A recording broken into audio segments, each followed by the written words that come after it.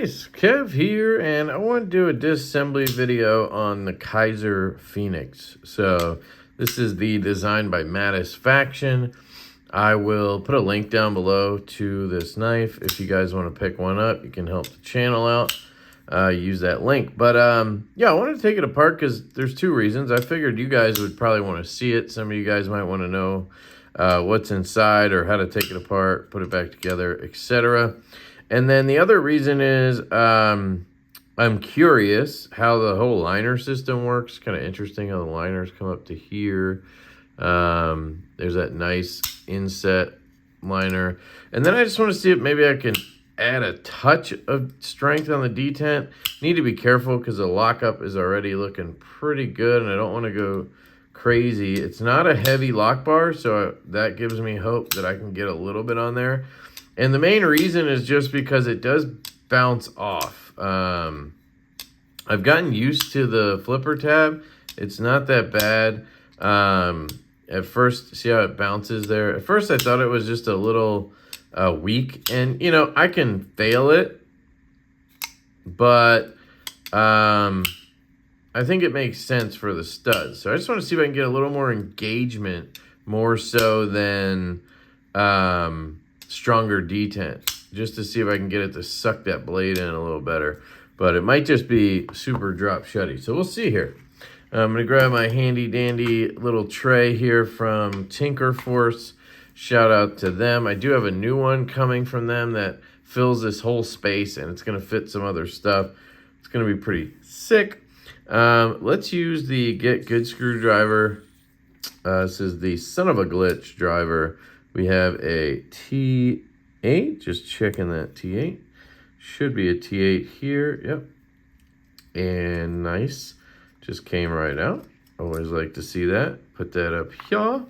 And now we're gonna have to do some surgery because we have a bunch of screws, it looks like, to get in here. So we got these body screws.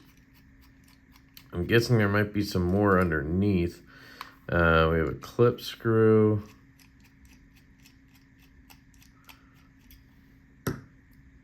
See if we can't keep that with the clip here, just to make it easy on us. There we go, put that over there.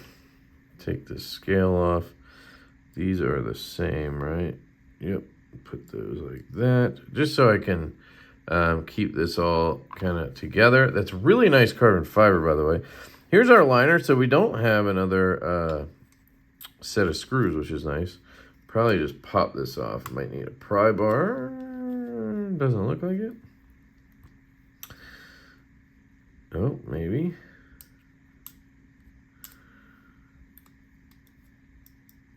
Come on, baby. Try not to cut myself here. It's really locked in on that. I kind of locked it up there. It's really locked in on that lock bar. Let me see. Is there a D shape that it should be on? And maybe then I can free it up. I think it's coming. There we go. All right, and then we have our little guys. We have the 3/64th ball bearings, I think. So that's good. We'll be able to swap those out. And then we have our pivot right here. Don't even really need to remove that, just right there. It is a steel liner, so no need for washers. It'll run right on that.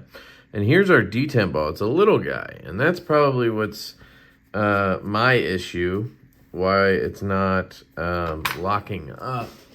Sorry, not closing.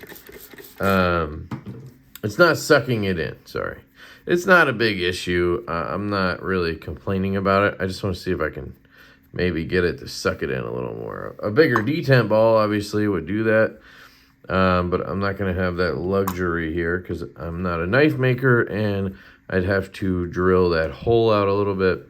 But maybe, just maybe, if we clean everything and then just add a touch of tension, we might be able to pull it off. And then just clean everything in here, like the detent hole.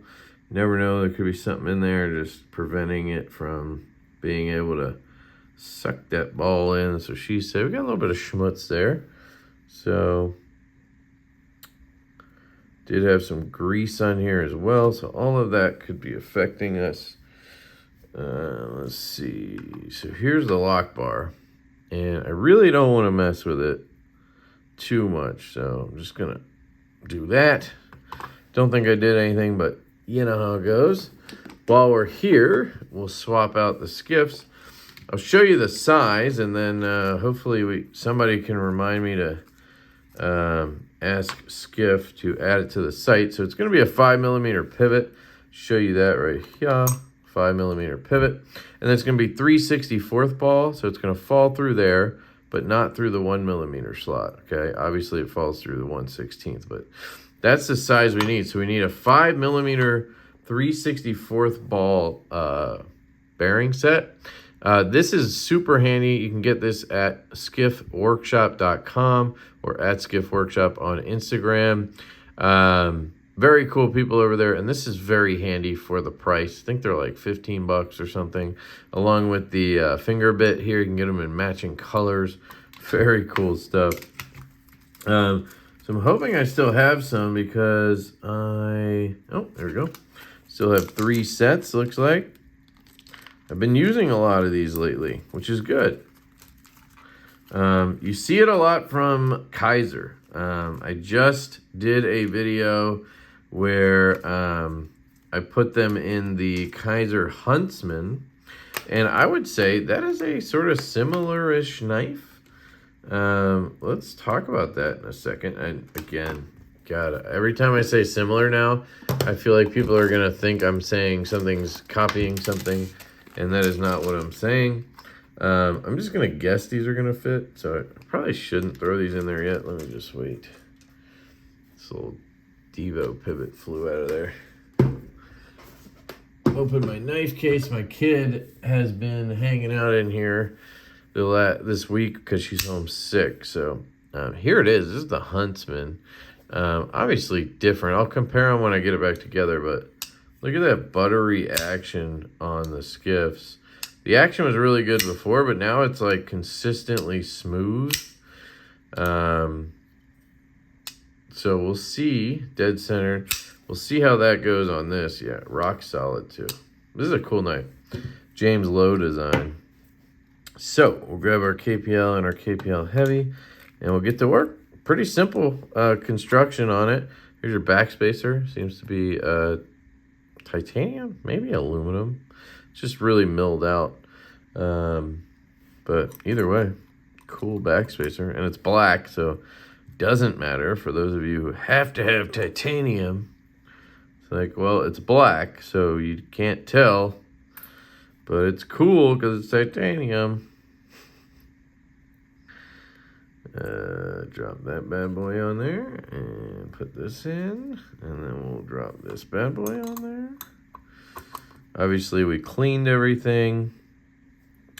Probably clean the pivot one more time before I'm done here, just to be careful or safe. Take this guy actually, get in there. Clean any excess oil that I just got on right there. And now we line up our D, which, the D shape must be on the other side, so it doesn't even matter. That's why this thing was rotating all over, I think. Well, it didn't seem like it mattered, but maybe it does. I don't know.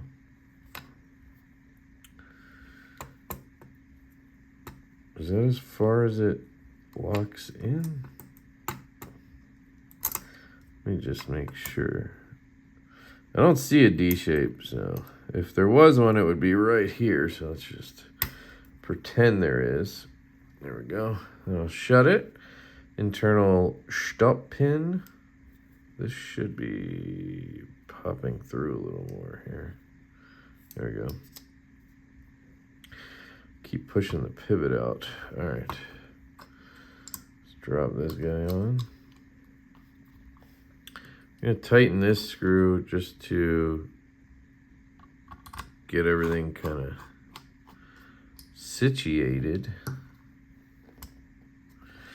going to take my pivot after I clean it. Still got a little alcohol on here from when I cleaned the scales and everything. And I'm just cleaning the Loctite off of here. That came from factory. Should be some black stuff or whatever. Yeah, not bad though. Kizer's pretty good at that. All right, let's see. Just feels a little thick right here, almost like it's not. Hopefully it just pulls it all in. There it goes. All right, nice. Centering looks pretty good there. Let's drop this screw in. Now, I will say it was a little off center out of the box, and there was a slight bit of play, but it was off to the other side, which is not the best thing when you have play, but hopefully the skiffs and just taking it apart will be able to get her right. Now, I believe this is for sale right now. So you can see maybe it's damn close to center. And it might be tight too. So we'll see here how we did. I didn't put anything on. Ooh, did you hear this? Did you? Solid.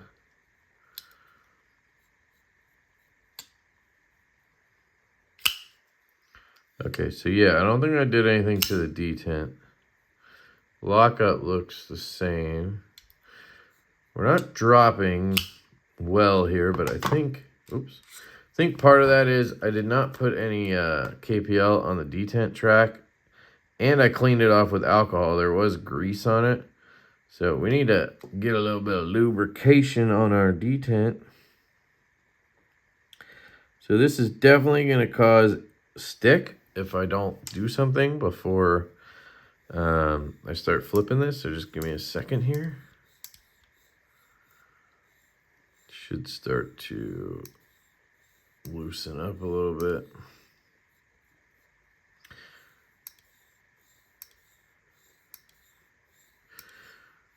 This is one way to break your detent in, especially on a knife like this. So on a frame lock, what I would normally recommend is that you put a little bit of KPL heavy on the detent ball, and then you open and close it while putting pressure on the lock bar, and that'll help you wear that detent path in. But on a liner lock, obviously you can't really do that. So if you tighten it a little bit more than needed, and then do this, and then loosen up, that's one way to do it, I guess. All right, so I want to clean the tang here. You'll see there's a lot of oil on there, and that's because I couldn't get a good angle on the detent ball, so I had to kind of just shove it in there. That's what she said. And therefore, I'm just being extra careful now, cleaning this before I start flipping it a million times.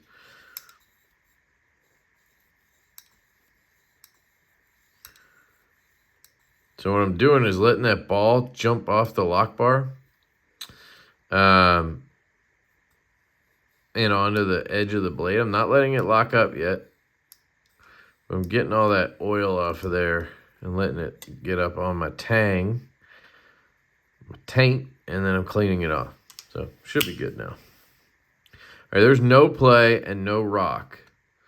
And you can see it's already breaking in really well. We got a little bit of stick, but that could just be the oil or the alcohol. So just gotta give it a second to kind of all break in here.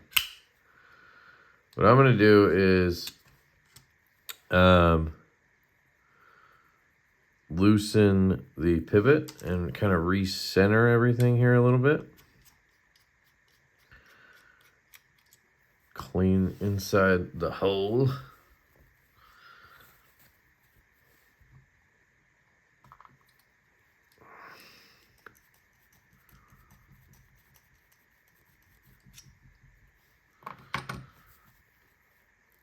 And just get a little bit of gunk out of there.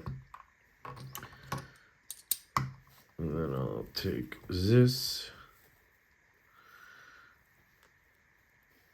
and just clean that one more time as well. All right, now back to the drawing board. Let's take a look at it as it tightens. You'll see it's pretty much just sitting centered there. It's not moving at all, actually. See if I can push it the other way. And then, there we go. It's pretty much dead on. Fires. No play. Great action. Fires. Great action. Flipper. Yeah, I think I did add a touch to that flipper tab. Now we're going to see if it helps with the retention as I play with it here. The problem I was having was it was bouncing off.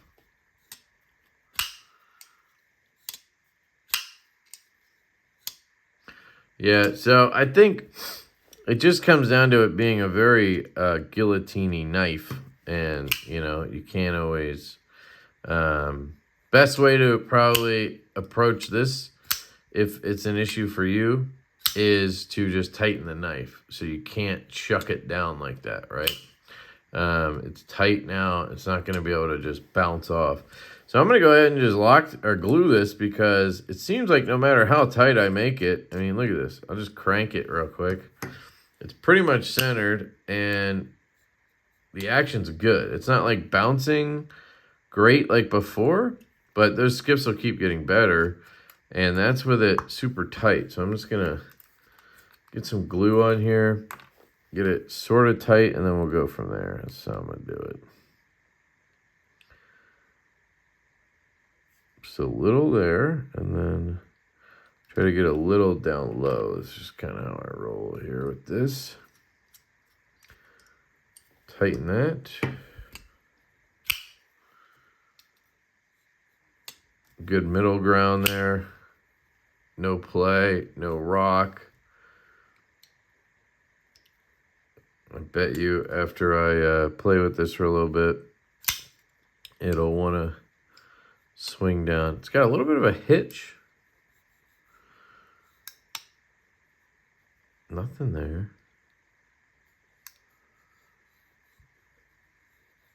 No. I think I'm just feeling something. I don't know what it is. This is the clean one. It's the other thing I just need to make sure. Keep cleaning the tang here, so I don't get that oil that I got on there anywhere. Again, pretty much centered. If you take a look at the Huntsman, I had the same exact situation on that. It seems like maybe it's ever so slightly to this side.